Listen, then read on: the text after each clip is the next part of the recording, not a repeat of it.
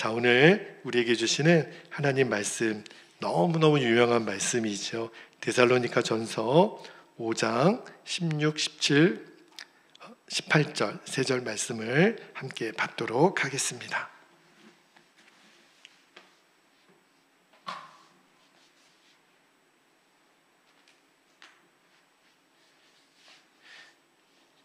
세 절 말씀이지만 다른 성경 한 절하고 똑같은 분량이에요. 그 말씀을 함께 읽겠습니다. 시작. 항상 기뻐하라, 쉬지 말고 기도하라, 범사에 감사하라. 이것이 그리스도 예수 안에서 너희를 향하신 하나님의 뜻이니라. 아멘. 하나님 말씀입니다. 이 말씀은 우리 주일학교 아이들도 이 말씀을 다 암송할 정도로 너무너무 유명하고, 우리 기독교인들에게는 정말 이런 가운을 이렇게 거실에 걸어놓은 집도 많이 봤는데 너무너무 유명한 말씀인데, 근데 이 말씀이 유명하기는 한데 아멘은 되는데, 근데 실제로는 우리 성도들이 이 말씀을 진짜 믿을까 하는 부분에 있어서는 회의적일 때가 많아요. 머리로서는 이해가 되죠. 항상 기뻐하라 그랬으니까. 근데 실제로 내 삶의 경험은 항상 기뻐하는 게 안 되거든요. 쉬지 말고 기도하는 게 안 되거든요. 범사에 감사하는 게 안 되거든요. 우리 안에 이랬으면 좋겠지, 이게 가능할 거야 라고 진짜 믿는 성도들이 그렇게 많지 않습니다. 그래서 오늘 제 설교의 숙제는 이 말씀이 저에게도 여러분에게도 그냥 그랬으면 좋겠다가 아니라 이거는 그렇게 될 수밖에 없다, 이렇게 결론이 되어지는 밤이 되기를 축복합니다. 다시 한번 읽어드릴게요. 항상 기뻐하라, 쉬지 말고 기도하라, 범사에 감사하라. 기쁨과 기도와 감사, 이것이 그리스도 예수 안에서 너희를 향하신 하나님의 뜻이니라. 여러분, 이게 진짜 우리의 삶에 그대로 이루어진다면 진짜 기적과 같은 삶이 일어나지 않겠습니까? 완전 행복 그 자체이죠. 근데 많은 그리스도인들이 이렇게 안 된다고 생각해요. 그게 문제예요. 자, 그런데 여러분, 하나님이 말씀 한마디로 천지를 창조하신 것 여러분 믿습니까? 말이 되지요. 여러분, 출애굽기에 보면 홍해가 갈라져요. 말이 됩니까? 되죠. 오병이어 로 5,000명을 먹이고도 12광주리가 남았어요? 아멘이지요. 여러분, 처녀 마리아의 몸에서 성령으로 예수님이 잉태되었습니다. 근데 말은 안 되지만 실제로 다 일어난 일들이에요. 왜 그렇죠? 하나님이 하신 거니까. 그런데 우리 마음에는 그런 것들은 믿어지는데, 항상 기뻐하고 쉬지 말고 기도하고 범사에 감사하는 거는 여전히 그랬으면 좋겠다라고만 여기는 게 진짜 우리의 문제인데, 오늘 이 문제에 대한 해결을 여러분들이 꼭 받고 돌아가시게 되기를 축복합니다. 먼저 제가 오늘 설교 제목을 어떻게 항상 기뻐할 수 있을까 이렇게 정했는데, 사실은 범사에 감사나 쉬지 말고 기도하는 거나 다 똑같은 맥락이어서 기뻐하는 문제를 한번 좀 다뤄볼게요. 자, 여러분, 기쁜 것과 기뻐하는 것은 사실은 달라요. 기쁜 것은요, 저절로 되는 게 기쁜 거예요. 그런데 여기 보면 기뻐하라 그랬잖아요. 이거는요, 결단이 필요해요. 기쁜 거는 저절로 되지만 기뻐하는 것은 내가 기뻐하도록 결정해야 돼요. 그러니까 하나님의 뜻은 너희들 그냥 항상 기쁘랄까 아니라 기뻐하라. 항상 기뻐할 것을 결단하라는 거예요. 다시 말하면 전혀 지금 상황은 기쁜 상황이 아닌데 내가 지금은 기뻐해야 되는구나, 그런 순간이 있다는 거예요. 여러분, 청년들이 애인이 생기면 기쁘죠. 그 저절로 되는 거예요. 자, 그런데 사랑하는 애인한테 내가 버림을 받았어요. 그 애인이 나를 차고 떠났어요. 그러면 기뻐할 수 있습니까? 기뻐 안 하죠. 자, 이제 현실로 돌아와서 여러분의 아들이 연애를 하고 있는 거를 알았어요. 근데 아들이 엄마한테 와서 엄마, 내가 사랑하는 여자가 나를 버리고 다른 남자한테 갔어요. 자, 그러면 엄마들은 여러분 같으면 그 아이에게 뭐라고 건면할 것 같아요? 끝까지 쫓아가서 애원하고 매달려 이렇게 말하겠습니까? 아마 그 아들에게 아마 여러분 같으면 이렇게 얘기해 주지 않겠습니까? 야, 걱정하지 마. 너 슬퍼하지 말고 아들 기뻐해. 내가 보니까 애초에 나 그 아이 마음에 안 들더라. 그 사람이 이렇게 떠난 거는 어떤 의미에서는 잘 된 거야. 아들 기뻐해. 자, 이때 기뻐하는 거는 기뻐할 것을 결단하는 거예요. 자, 또 하나 예를 들어볼게요. 자, 남자들은 군대를 가잖아요. 저도 왜 지금도 군대 가는 꿈을 꾸는지 모르겠어요. 나이가 50이 넘었는데. 근데 여러분, 남자에게 있어서 군대는요, 기쁨이 아니에요. 입영 영장 나오면 죽음이에요, 죽음. 별로 기쁘지 않아요. 그런데 주위에서 사람들이 야, 기뻐해, 기뻐해. 야, 나 안 기쁜데? 야, 군대 아무나 가는 줄 알아? 일단 네가 건강하다는 증거잖아. 그리고 대한민국의 용감한 청년 아니냐. 너 그리고 군생활 통해서 얼마나 멋지게 달라질 것을 내가 벌써 기대가 된다. 너 기뻐해.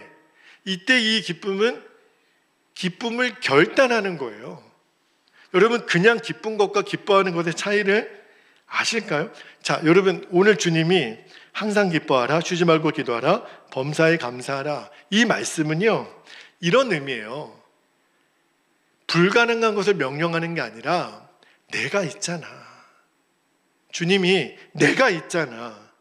여러분, 우리가 항상 기뻐하려면 기뻐할 수 있는 이유가 있어야 되잖아요. 근데 우리가 기뻐할 수 있는 이유는 예수님 그분이거든요. 그러니까 우리 그리스도인들이 넘어지는 함정 중에 가장 큰 함정이 뭐냐면 자꾸 기쁠 수 없는 여러 가지 시험거리 때문에 힘든 거예요. 여러분, 우리는 하나님 앞에 나아가기 위해서 몸부림치죠. 저는요, 우리 베델교회 성도들이 너무 자랑스러워요. 제가 저희 아내랑도 가끔 그런 얘기 하거든요. 진짜 어디 내놔도 우리 베델교회 성도들은 일당백할 사람들이다. 정말 보석 같은 사람들을 하나님이 우리 베델교회에 엄선해서 뽑아서 보내주셨다고 저희들이 늘 그렇게 고백하는데, 자, 근데 그런데도 우리들이 힘들고 어려운 일을 종종 만나요.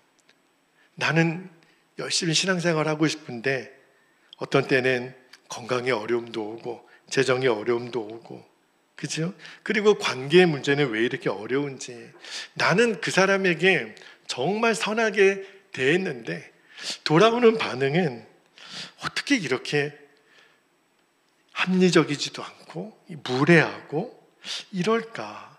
그리고 자꾸 부딪히는 일들이 일어나고, 그리고 관계가 깨어지고 거리가 멀어지는 이러한 일들은 여러분 왜 일어날까요? 그죠? 그래서 저는 오늘 말씀을 준비하다가 우리가 항상 기뻐하는 이유가 기쁠 일이 항상 일어나기 때문에 기뻐하라는 게 아닌 것을 오늘 깨닫게 됐어요. 그렇다면 우리는 기뻐할 수 없습니다. 그러니까 우리의 기쁨의 이유는요, 내가 어떤 원하는 조건이 이루어져서 기쁜 게 아니라 오늘 주님이 그 말씀을 하시는 거예요.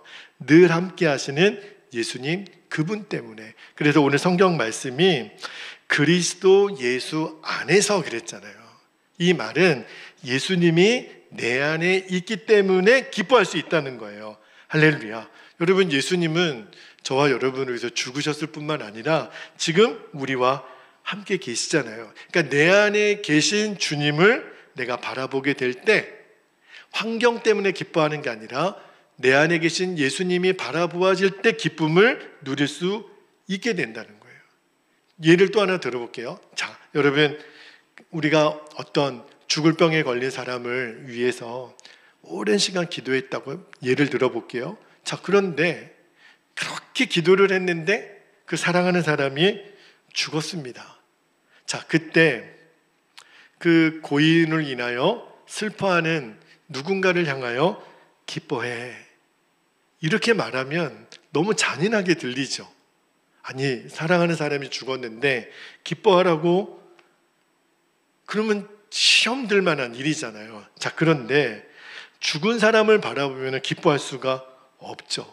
놀라운 사실은 그 상황에서도 함께 하시는, 여전히 함께 계시는 주님을 바라보면 기뻐할 수 있다니까요. 그래서 여러분, 우리가 보통 장례 예배를 드릴 때 우리가 입관 예배, 발인 예배 이렇게 쓰잖아요. 그런데 저는 발인 예배를 이전 교회에서는 마지막 발인 예배라고 쓰지 않고 천국 환송식이라고 꼭 그렇게 썼어요. 여러분, 천국 문에 지금 들어가는, 지금 비록 육신은 고인이 됐지만 지금 천국 문에 들어가는 천군 천사가 지금 막 승리의 나팔을 불고 환호하는 장면 앞에서는 기뻐할 수 있겠죠. 그죠? 그거는 슬픈 시간이 아니죠. 그러니까 지금 큰 슬픔을 당한 사람에게 기뻐할 수 있는 이유는 뭐냐면, 죽은 사람만 보면은 못해요. 기뻐하라는 게 말이 안 돼요. 그런데 그때조차도 주님을 바라보라, 그 뜻이에요. 우리가 어려움을 당했을 때 아마 여러분에게도 누군가가 저 기뻐할 수가 없겠어요. 그런데 우리의 유일하게 기뻐할 수 있는 이유는 주님을 바라볼 때이기 때문에, 그래서 주님을 바라보라고 그렇게 말씀을 드리는 거예요. 어려움만 보면 두렵죠. 문제만 보면 슬프죠. 세상만 바라보면 좌절이죠. 그런데 함께 하시는 주님을 바라보며 기쁨이고 또 승리하게 돼요. 이게 비밀이에요. 주님이 나와 함께 계시는 것을 분명히 바라보는 사람. 그래서 야고보 사도가 야고보서 1장 2절에 이렇게 말씀합니다.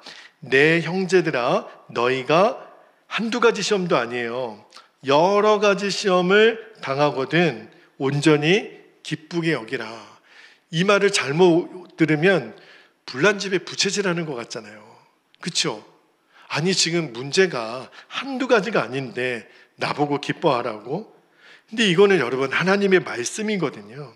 근데 이 말씀도 언제만 이해가 되냐면 함께 하시는 예수님을 바라볼 때만 이해가 되는 거예요.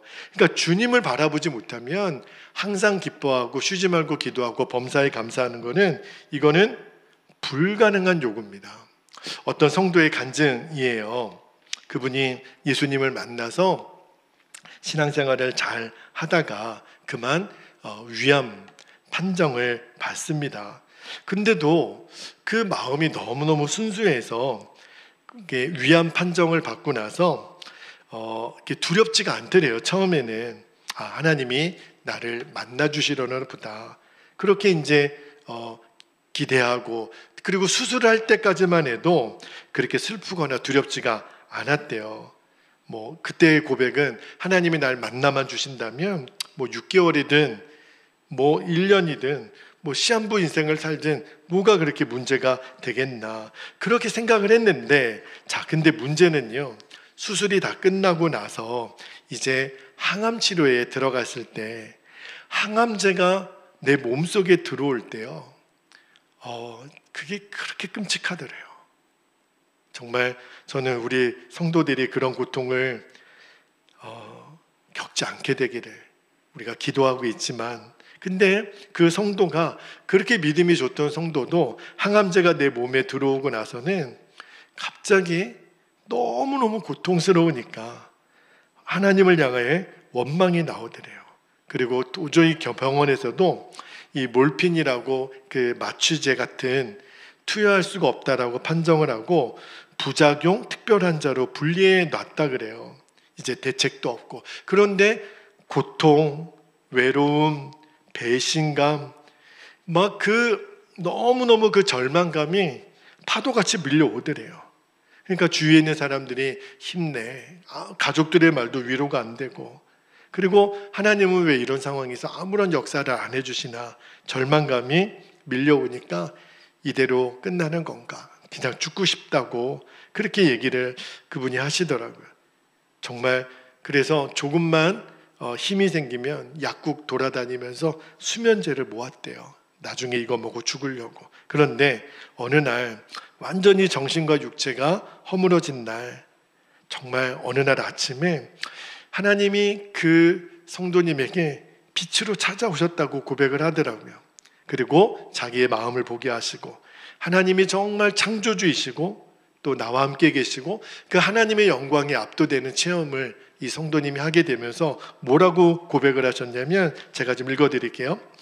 그때 알 수 없는 기쁨이 마음 깊은 곳에서부터 치고 올라왔습니다. 그 기쁨은 곧바로 뭐라 설명할 수 없는 통곡이 되었고, 그 순간 이분, 나를 창조하신 하나님께 경배를 드려야겠다는 생각이 들었습니다. 그 생각에 사로잡혀 찬양하고 또 감사의 고백을 올려드렸습니다. 그 예배의 감격은 영원히 잊을 수 없을 것입니다. 오직 주님만 보였습니다. 주님만 눈앞에 계실 뿐이었습니다. 살아도 좋고 죽어도 좋고 나를 몰라주셔도 좋고 알아주셔도 좋았습니다. 아, 이제 됐다. 그것이었습니다. 이제 내가 사는 것은 예배자로서 사는 것입니다. 그것 말고는 아무것도 없습니다. 이런 결론을 이 성도님이 내렸다는 거예요. 저는요, 이 성도님이 경험했던 그 정말 저항할 수 없는 하나님의 그 영광 안에 거하는 그 기쁨, 저는 주님을 바라보는 눈이 열리면 다 이렇게 고백할 거라고 믿습니다. 항상 기뻐하는 상태가 어떤 상태인지 저의 언어의 표현으로는 여러분에게 다 말씀드리는 한계가 죄송하지만, 그러나 성령께서 저와 여러분에게 이 시간 이거야, 주님을 바라보는 눈만 뜨고 있으면 우리는 항상 기뻐할 수 있어. 이 감각이 저와 여러분에게 누려지기를 축복합니다. 그런데요, 방금 어떤 성도님의 그런 어떤 놀라운 체험, 그런 것이 우리에게 없어도요, 우리는 그러한 영적인 상태에 이미 있어요. 왜 그러냐면 주님이 우리 안에 계시니까. 여러분, 이 사실만큼을 믿으시잖아요. 그죠? 아니, 내가 눈이 뜨이지 않았다고 좋아요. 그리고 주님이 지금 내게 외면당하고 무시당해도 그래도 주님이 근심할지언정 주님이 내 안에 계신 건 분명하잖아요. 그 증거에 대해서 여러분에게 이미 말씀드렸잖아요. 그러니까 우리가 해야 될 일은 뭐냐면, 주님, 내가 그 주님을 체험하게 해달라고 그렇게 우리가 매달리지 말고 먼저 할 것은 주님이 내 안에 계심을 믿습니다. 그거를 믿음으로 취하게 되기를 축복합니다. 여러분, 우리는요 진짜 기뻐할 수 있어요. 내가 이룬 게 아니라 주님이 이미 이루신 거니까. 자, 빌립보서 1장 6절 말씀을 볼게요. 빌립보서 1장 6절에 너희 안에서 착한 일을 시작하신 이가 그리스도 예수의 날까지 이루실 줄을 우리는 뭐한다고요? 확신하노라. 주님이 이루신다 그랬어요. 자, 말씀 또 하나 볼게요. 데살로니가전서 5장 쭉 밑으로 내려가다 보면 23절 24절에 이렇게 말씀하십니다. 평강의 하나님이 친히 너희를 온전히 거룩하게 하시고, 하나님이 하신다는 거예요. 또 너희의 온 영과 혼과 몸이 우리 주 예수 그리스도께서 강림하실 때에 흠없게 보존되기를 원하노라. 너희를 부르시는 이는 미쁘시니 누가 이룬다고요? 그가 또한 이루시리라. 여러분, 우리가 할 것은 믿는 것밖에 없어요. 우리가 뭘 애써서 뭘 얻는 게 아니라 이루시는 거는 주님이 하신다는 거예요. 그러니까 이 말씀을 믿으면요, 우리가 항상 기뻐하고 쉬지 말고 기도하고 범사에 감사하는 게 이게 되겠네, 믿어진다니까요. 내가 하는 게 아니니까. 사하라 사막의 성자인 샤를드 푸코라고 하는 사람이 이런 묵상을 했다 그래요. 어느 날 과일이 떨어지고 그 잎이 떨어지는 그 나무를 보면서 어떤 깨달음을 얻었냐면, 자, 그분의 고백을 읽어드릴게요. 나무는 떨어지는 자신의 잎이나 부서져 나가는 가지에 대해 아무런 염려를 하지 않습니다. 떨어지지 못하도록 길을 쓰거나 떨어지는 것을 잡으려고 안달하지도 않습니다. 어떤 상황 속에서도 그저 의연할 뿐이었습니다. 그렇다면 전능하신 창조주 하나님을 믿는 자들이 내 몸에서 떨어져 나가는 재물이나 건강이나 생명 때문에 염려하고 절망한다는 것은 나 스스로를 하찮은 나무보다도 더 못한 존재로 전락시키는 것이 아닌가 하고 생각하게 되었습니다. 그래서 나는 어떤 상황 속에서도 하나님을 믿는 믿음으로 근심하거나 탄식하지 않게 되었습니다. 그렇게 고백을 하셨어요. 제가 그분의 이야기를 들으면서 이게 믿음이구나. 여러분, 우리는요, 하나님을 믿는다고 말은 하지만 정말 믿는가? 그죠? 여러분, 향나무 아시죠? 향나무. 굉장히 두꺼운 통나무로 되어 있는 향나무가 진짜 향나무하고 가짜 향나무가 차이가 난대요. 언제 그거를 알 수 있냐면 향나무를 도끼로 찍어보면, 그러면 진짜 향나무는요, 찍히면 찍힐수록 그 향기가 진하게 진동한대요. 그런데 가짜는요, 찍힐수록 도끼날만 상하게 된다 그러잖아요. 이런 거예요. 여러분, 내가 하나님을 믿는 사람인지 아닌지는 평상시에는 잘 몰라요. 근데 언제 드러나냐면 내 건강이 떨어져 나가고, 내 재물이 떨어져 나가고, 내 계획이 떨어져 나갈 때, 빼앗기고 부서지고 깨질 때, 그때 드러난다는 거예요. 이러한 순간에도 나는 하나님을 의지합니다. 하나님, 저는 하나님 때문에 기쁩니다. 그 사람을 하나님이 기쁨을 믿는 사람이라고 인정하신다는 거예요. 여러분, 혹시 하나님께 모든 것을 맡긴다라는 거, 또 예수님의 인도함을 받는다라는 거, 도대체 어느 영역까지 받을 수 있는 걸까? 한번 생각해 보신 적 있으시죠? 정말로 내 삶의 모든 영역에서 가능할까? 예를 들면 집을 사거나 사업을 시작할 때 우리의 고민은 이게 내 욕심으로 하는 건지 아니면 정말 주님이 주신 마음으로 하는 건지 헷갈릴 때가 있어요. 여러분, 어떻게 이거를 분별하죠? 예수님이 내 삶을 인도하실 거라고 우리는 다 생각을 하지만 정작 결정은 내가 하는 거 아니야? 이렇게 고민하시는 분들이 있으실 거예요. 왜 이런 질문이 나오냐면 내가 예수님을 믿는 것에 대한 아직 확실한 결정이 아직 안 된 거예요. 내가 지금 주님과 연합하여 한 몸이 되었다. 이거를 아직 내가 인정하지 않으니까 내가 하는 결정에 대해서 계속 주저가 되고 좌절이 되는 거죠. 자, 예수님은 분명히 말씀하시기를, 제가 2주 전에 여러분에게 말씀을 나눌 때도 드렸던 본문인데, 너희와 나는 한 몸이다라고 말씀하시면서 그 예를 들으셨던 말씀이 요한복음 15장 5절이잖아요. 자, 요한복음 15장 5절 같이 한번 읽어보겠습니다. 시작. 나는 포도나무요 너희는 가지라. 그가 내 안에 내가 그 안에 거하면 사람이 열매를 많이 맺나니 나를 떠나서는 너희가 아무것도 할 수 없음이라. 여러분, 세상의 종교와 기독교가 다른 점이 뭐냐면 세상의 종교는요, 어떤 율법적인 가르침을 던져주고 그대로 살아보라는 거예요. 절을 몇천 번을 해봐, 고행을 해봐, 선행을 해봐. 그리고 그들이 믿는 신은 구경꾼이 되죠. 그런데 우리가 믿는 주님은요, 한번 잘 살아봐, 내가 한번 지켜볼게, 그렇게 하지 않으셨어요. 만약에 주님은 우리에게 말씀만 하시고 어디선가 지켜보시는 분이라면 24시간 주님 바라보고 모든 것을 맡기고 의지하고 인도함을 받는 거는, 이거는 광신이죠. 광신. 주님이 먼 곳에서 지켜만 보신다면. 그런데 우리 주님은요, 지금 저와 여러분 안에 임하셨어요. 임하신 것뿐만 아니라 완전히 한 몸이 되셨어요. 이것을 믿는 거예요. 이것을 믿으면 24시간 예수님을 바라보라. 이것이 바로 예수님을 믿는 거예요. 예수님이 나와 한 몸이 되었다라는 사실을 믿는 게 진짜 예수님을 믿는 거예요. 당신은 예수님을 믿습니까? 아멘이라고 하죠. 뭘 믿습니까? 예수님을 어떻게 믿습니까? 예수님은 나와 한 몸이십니다. 이거를 믿는 사람이 그리스도인이에요. 그런데 우리의 진짜 문제는 뭐냐면 예수님이 나와 한 몸이 되셨는데 좀처럼 나와 한 몸이신 예수님께 묻지 않아요. 이게 우리들의 결정적인 그 문제입니다.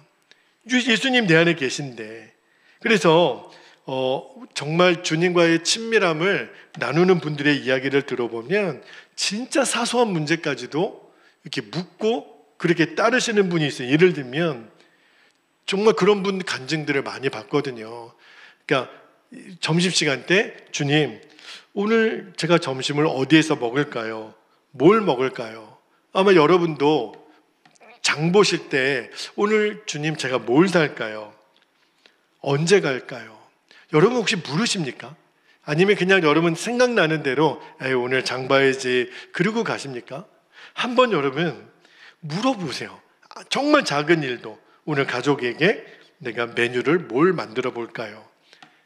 저도 굉장히 이 질문을 해보려고 애를 쓰거든요. 그러면 어떤 분이 그런 비판을 하시더라고요. 아니, 주님께 그렇게 미주알 고주알 다 물어보면 하나님은 우리에게 자유의지를 주시지 않았냐.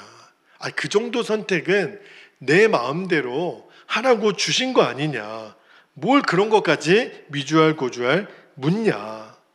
오히려 그 하나님이 주신 뜻을 거스리는 거 아니냐. 이렇게 말하는 사람들도 나오더라고요. 그런데 여러분, 주님은 뭐라고 그러실까요? 저는요, 주님이 그렇게 말씀하실 것 같아요. 너희의 문제는 미주알 고주알 다 물어보는 것이냐, 아니면 물어보아야 하는데 안 물어보는 것이냐. 여러분, 진짜 우리의 문제가 뭔지 아십니까? 물어봐야 되는데 안 묻는 거예요. 여러분, 예를 들어 볼까요?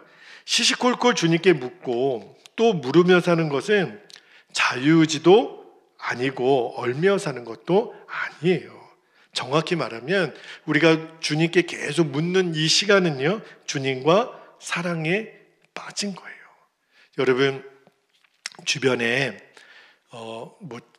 그런 경우를 만나보기는 어렵겠지만 금방 알 수는 있죠. 사랑하는 연인들이, 우리 젊은 남녀들이 만나서 얘기하는 거를 혹시 카페나 이런 데 가서 살짝 들어보세요. 잘 들어보면 내용이 그렇게 대단히 멋있거나 화려하지 않아요. 아이들 대화에 보면은 맨 그냥 사소하고 유치찬란한 거 묻고 대답해요. 나 예뻐, 어울려. 사실 건질 것은 없어요. 그런데 대단한 문제를 가지고 토론하지도 않아요. 대부분이 사소한 문제인데 우리는 느낌으로 알죠. 이 두 친구가 사랑에 빠졌구나. 여러분, 사랑에 빠지면요, 궁금해요. 뭐 먹고 싶어? 내가 뭐 사줄까? 사랑에 빠지면요, 그 사람에 대해서 계속 관심이 가니까 계속 묻게 돼 있어요. 이거예요, 핵심이. 내가 주님과 사랑하게 되면 매 순간 주님의 관심이 되니까 주님께 묻고 싶어요. 주님께 계속 내가 질문하고 싶어요. 심지어는요, 로마서 5장 8절을 볼게요. 로마서 5장 8절에 보면 우리가 아직 죄인 되었을 때 그리스도께서 우리를 위하여 죽으심으로 하나님께서 우리에 대한 자기의 사랑을 확증하셨느니라. 이건 정말 말도 안 되는 거죠. 어떻게 죄인인데 나를 사랑하시나. 하나님의 사랑을 이렇게 받고 있으면서도 믿지 못한 이유가 있다면 한 개밖에 없어요. 겉으로만 모든 것을 판단하니까. 우리는요, 내가 잘 되면, 내가 원하는 대로 되면 하나님 나 사랑한다고. 근데 조금만 어려워지면 하나님 나 왜 이렇게 힘들게 하시지? 나를 미워하시나? 여러분, 이 문제를 이제 우리가 극복해야 됩니다. 어떻게 극복하죠? 24시간 주님을 바라보는 거예요. 내 안에 계신, 나와 한 몸이신 예수님을 계속 바라보면 이 믿음이 바뀝니다. 정말 주님은 나를 사랑하신다. 이 진리가 믿어지는 거예요. 그래서 매일 우리의 마음과 우리의 감정을 잘 지켜야 돼요. 그것이 오늘 본문이 말씀하시는 기쁨과 기도와 감사입니다. 그러니까 항상 기뻐하라, 쉬지 말고 기도하라, 범사에 감사하라. 이 명제는요, 24시간 예수님을 바라보라. 똑같은 말이에요. 우리가 기뻐하려고 노력하고 감사하려고 노력하고 기도하려고 노력하는 게 아니라 24시간 예수님 바라보면 항상 기뻐지고 쉬지 말고 기도가 되고 범사가 감사가 되는 거예요. 내가 있잖아. 너 안에 내가 있잖아. 나는 너와 한 몸이잖아. 그 주님을 바라보니까. 그렇죠? 여러분, 이 믿음이 있는 사람은 영적으로 기복이 옛날에는 이렇게 됐다가 툭 떨어지고 이렇게 됐다가 툭 떨어지고 이제는 그게 없어져요. 그러니까 이 영적 회복의 주기를 짧게 가져야 됩니다. 여러분, 화가 날 때가 있죠. 낙심이 될 때가 있죠. 시험에 들 때가 있죠. 그런데 옛날에는 그렇게 한번 낙심하고 시험 들면 한 달이 가고 두 달이 갔는데 이제는 그렇게 길게 가지 않아요. 금방 추스려 일어날 수 있어요. 왜? 내 안에 계신 예수님이 바라보아지니까. 그리고 그 주님이 내가 있잖아. 기뻐할 수 있어. 너 감사할 수 있어. 너 기도할 수 있어. 그러면 낙심이 됐다가도 오뚜기처럼 벌떡 일어나는 거죠. 아멘입니다, 주님. 제가 기뻐하겠습니다. 제가 기도하겠습니다. 제가 감사하겠습니다. 여러분, 이게 기적이에요. 대단히 우리가 이제 이번 추수감사주일을 준비하고 있는데 아마 여러분도 지금 감사의 기도 제목을 써보고 계실 거예요. 올 한 해 뭔가 갑자기 뭔가 멋진 것이 나타나서 그것이 우리에게 감사의 조건이 될 수도 있죠. 그러나 주님이 정말 받기를 원하시는 감사의 기적은 내 안에 계신 예수님이 내가 분명히 바라보아지게 된 것. 그게 진짜 기적이에요. 이 사람에게는 세상이 감당을 할 수가 없어요. 왜? 주님이 내 안에 계신데, 주님이 나와 한 몸인데, 나는 늘 주님이 관심이 되는데, 나는 늘 주님께 묻는데, 그리고 그 주님이 나로 하여금 기쁘게 하시고 기도하게 하시고 감사하게 하시는데 이거보다 더 큰 기적이 어디 있어요? 그렇죠? 이 세상에 내가 원하는 모든 것이 다 예수님 안에 있는데, 그죠?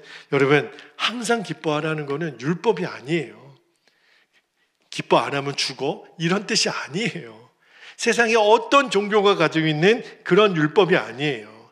항상 기뻐하라, 쉬지 말고 기도하라, 범사에 감사하라. 이게요, 예수님 안에서 누리는 축복입니다.